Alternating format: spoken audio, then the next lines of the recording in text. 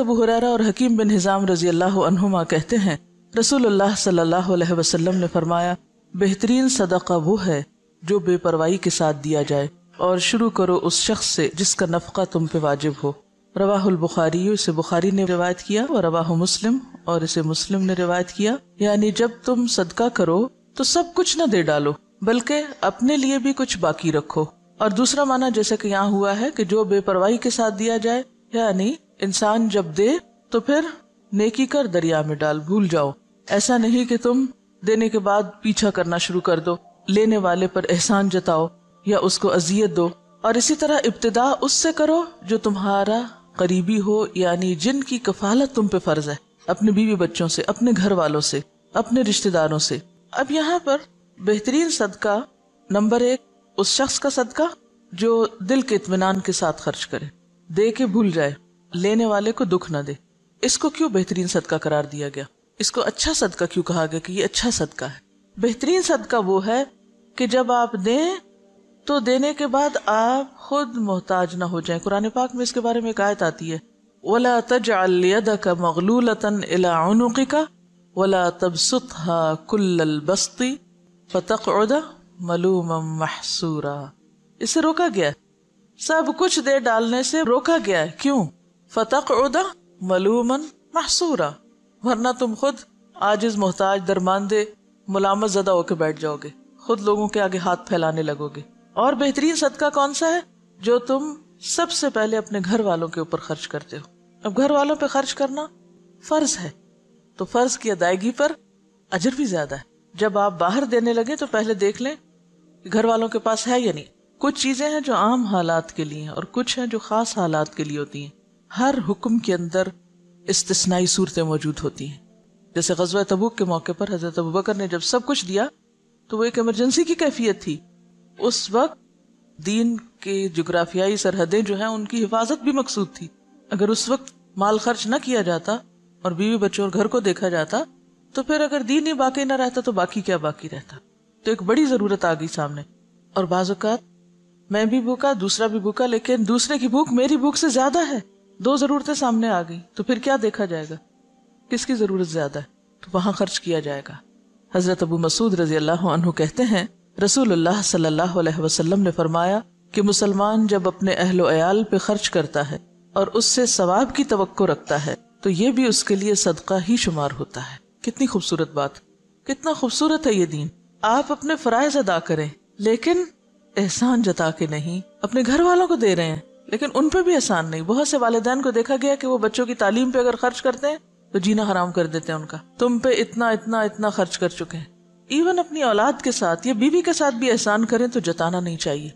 اور دوسری بات یہ ہے کہ اگر بچوں پر بھی آپ خرچ کرتے ہیں، اور خاص طور پر اگر ماں خرچ کرتی، کیونکہ باپ پر تو فرض ہے ہی، اس کو تو فرض ادا کرنے کا اجر ملے گا، لیکن اگر ماں محنت کر کے بچوں کو پال رہی ہے تو اس کے لیے دگنا اجر ہے، صدقے کا بھی اور قرابت داری کے حق کا بھی۔ اصل چیز کیا ہے پھر اجر کے اضافے میں؟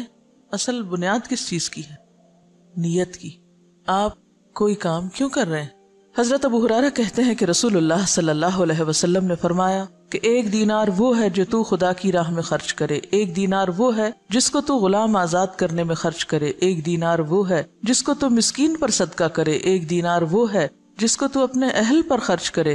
ان سب میں اپنے اعتبار سے سب سے بڑا دینار وہ ہے جس کو تو اپنے گھر والوں پہ خرچ کرے۔ آپ سب کو ایک وعدہ کرنا ہوگا مجھ سے، سب بیٹوں والی مائیں اپنے بیٹوں کو یہ حدیث لفظ لفظ پڑھائیں گی۔ سب ساسیں جو اس وقت ساس بن چکی ہیں خاص طور پر بیٹوں کو یہ حدیث سنائیں گی۔ یہ قرض ہے آپ پر۔ آپ کو پتہ ہے بہت سے جھگڑے کہاں سے شروع ہوتے ہیں؟ کہاں سے شروع ہوتے ہیں؟ جب مرد حضرات اپنی ذمہ داری نہیں پوری کرتے۔ کیوں نہیں کرتے؟ اس کے کئی اسباب ہو سکتے ہیں۔ اس میں ایک سبب یہ ہوتا ہے کہ بیٹا کرنا چاہتا ہے، ماں نہیں کرنے دیتی، کہتے سب کچھ بیوی کو ہی دے ڈالو گے، سب کچھ بچوں پہ خرچ کر ڈالو گے۔ ٹھیک ہے، اس میں اعتدال چاہیے، سب کچھ بچوں اور بیوی کے لیے نہیں، لیکن ان کی ذمہ داری پوری کرنا۔ اگر مائیں یہ تعلیم اپنے بچوں کو دیں گی اور بچے آگے اپنی بیویوں کا اور بچوں کا خیال کریں گے، ان کا دھیان رکھیں گے، تو اس سے فائدہ کیا ہوگا؟ گھر میں خوشی ہوگی، گھر میں سکون ہوگا، تو آپ سب کام اچھے سے کر سکیں گے۔ اور دوسری بات یہ ہے کہ جب اپنے گھر والوں کو چھوڑ کے دوسروں کو دیا جاتا ہے، اس سے کیا ہوتا ہے نقصان؟ جو لے کے جاتے ہیں ان کے لیے دلوں میں نفرت اور عداوت پیدا ہوتی۔ مائیں یہ تو بیٹوں کو ضرور سکھاتی، دیکھو بہن ہے تمہاری، اس کو بھی دینا ہے، یہ بھانجے ہیں، یہ بھتیجے ہیں، یہ فلاں ہے، یہ فلاں ہے، سب کو دینا. نہیں سکھاتے تو کیا نہیں سکھاتے؟ بیوی کو بھی دینا. بیوی کا اگر وہ شوہر دل جیتیں گے تو کس کو فائدہ ہوگا؟ بالکل مدر ان لا کو ہی فائدہ ہوگا. لیکن اس کا یہ مطلب نہیں کہ بیویاں پھر واحد وارث بننا چاہیں سارے مال کی.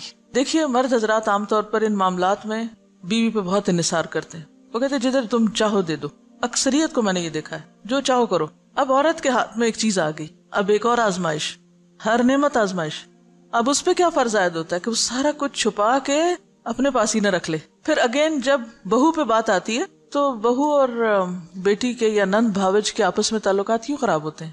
مثلا شوہر نے کچھ دیا، بہن کو نہیں دکھانا، چھپانا ہے. ساس سے بھی چھپانا ہے، اس سے بھی چھپانا ہے، اس سے بھی چھپانا ہے. اس کے کوئی وجوہات ہو سکتے ہیں، لیکن ان مسائل کو کم کرنے کے لیے اصل جو چیز چاہیے وہ دلوں کا بڑا ہونا ہے. جو لے جاتا ہے لے جائے، میرا حصہ کوئی بھی نہیں لے جا سکتا. میں نے انشور کرایا ہوا ہے، کوئی نہیں لے جا سکتا میرا. جو میرے حصے میں وہ آئے گا، اور اگر اللہ ہی نے نہیں لکھا میرے حصے میں، کسی کو دینے کی توفیق نہیں ہوگی، چاہے میں ٹکرے مار کے مروں، نہیں مل سکتا، لکھا ہی نہیں میری قسمت میں. تو اس لیے ان معاملات میں تھوڑی بے پرواہی کی بھی ضرورت، تھوڑی نہیں بلکہ بہت، دلوں کی وسعت کی بھی ضرورت ہے. شوہر رازق نہیں ہوتے، رازق کون ہے؟ اللہ. اگر وہ ہمیں دینے کی بجائے ماں کو دے رہے ہیں، بہن بھائیوں کو دے رہے ہیں، باہر کہیں دے رہے ہیں، تو اس پہ بہت جلنے کوڑنے کی ضرورت نہیں. جو آپ کا وہ آ جائے گا، جو اللہ نے آپ کے لیے لکھا ہے وہ کہیں سے بھی آئے گا. تو جب تک ہم بھروسہ اللہ کی ذات پہ نہیں کریں گے نا تو بات نہیں بنے. یاد رکھیے کوئی بھی اصلاح ہو نہیں سکتی جب تک کہ دو طرفہ، دونوں طرف سے دل نہ بڑا کیا جائے، دونوں فرائض ادا کرنے میں نہ لگ جائے. اگر دونوں حقوق مانگنے میں لگ گئے تو مسئلہ خراب ہوگا. تو یہاں پر آپ دیکھیے کہ خیر کے کاموں میں خرچ کرنے کا بھی اجر بتایا گیا، لیکن اس کے ساتھ ساتھ اہل و عیال پہ خرچ کرنا بھی باعث اجر و ثواب ہے. اور ذمہ داری میں نے آپ پہ امانت ڈال دی ہے، بیٹوں کو یہ حدیث سنانی ضرور ہے اپنی زبان سے.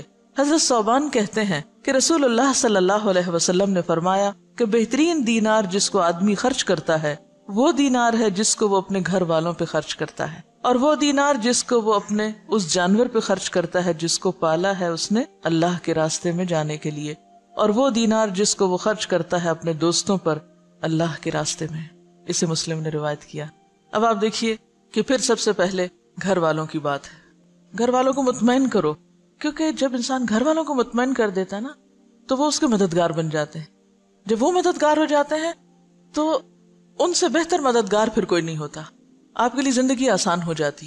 اور آپ نے دیکھا ہوگا اکثر کہ اگر گھر کے اندر چخبخ ہے، گھر کے اندر کھینچا تانی ہے، تو آپ باہر کتنا بھی سکون کا وقت گزار کے آئیں، جب تک گھر میں سکون نہیں تو زندگی بیکار ہے. گھر میں سکون لینے سے نہیں دینے سے آتا ہے. آپ دینے والے بن جائیں، خدمت کرنے والے بن جائیں، محبت کرنے والے بن جائیں، دینے والے بن جائیں، تو آپ دیکھیں گے کہ بہت ساری خوشیاں جو آپ کروڑوں میں نہیں خرید سکتے وہ آپ کے حسن سلوک سے آپ کو ملنے لگیں گی، آپ کی بے نیازی سے آپ کو ملنے لگیں گی، آپ کے اللہ پہ توکل اور بھروسے کی وجہ سے آپ کی طرف پلٹیں گی.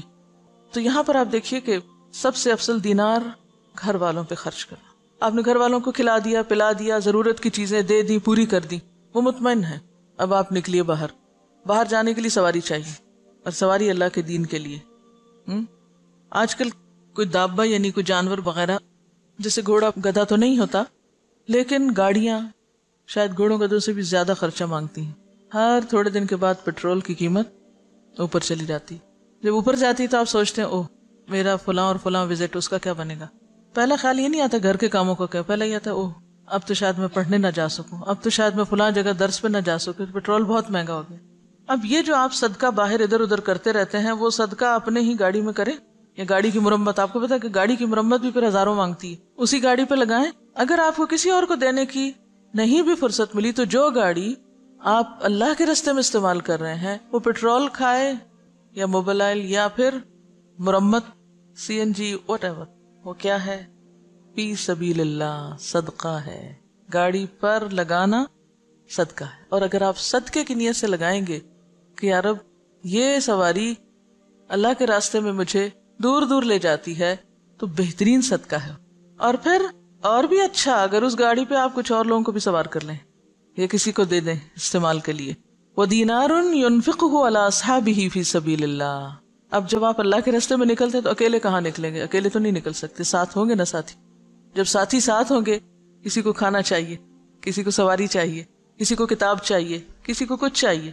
پہلے گھر والوں کو مطمئن کیا، راستے کا انتظام کیا، پھر جہاں گئے وہاں جو آپ کے ساتھی ہیں ان کی ضروریات کا خیال رکھا. بہترین صدقہ. آپ کو حدیث یاد ہے جس میں آتا ہے کہ بندوں کی محبت اگر چاہیے تو کیا کرو؟ جو کچھ بندوں کے ہاتھ میں ہے اس سے بے نیاز ہو جائے. بندے تم سے محبت کرنے لگیں گے، اور جب تک تم بندوں کے ہاتھ کی چیز کے پیچھے پڑے رہو گے محبت نہیں ملے گی ان سے. اور ونس وہ محبت کرنے لگ جائیں تو پھر آپ دیکھیں